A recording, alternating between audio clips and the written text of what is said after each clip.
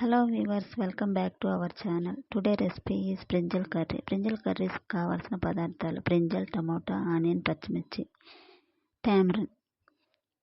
Onion, tomato, పచ్చిమిర్చిని సన్నగా స్లైసెస్గా cut చేసి పక్కన పెట్టుకోవాలండి. అలాగే టామరిన్ కూడా నానబెట్టుకుని పక్కన పెట్టుకోవాలి.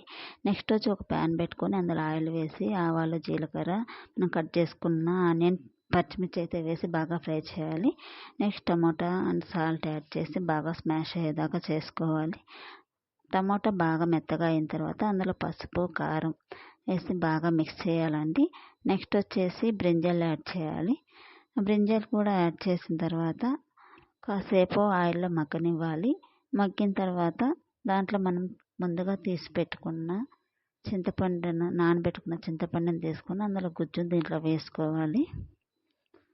నెక్స్ట్ వచ్చేసి మనకు కూరకు సరిపడా వాటర్ వేసి పోసుకొని కాసేపు అలా మిక్స్ చేసి నెక్స్ట్ వచ్చేసి మూత పెట్టి పక్కన పెట్టుకుంటే ఒక 15 మినిట్స్ మనకు కావాల్సిన ఎమ్మి బ్రింజల్ కర్రీ అయితే రెడీ అవుతుంది.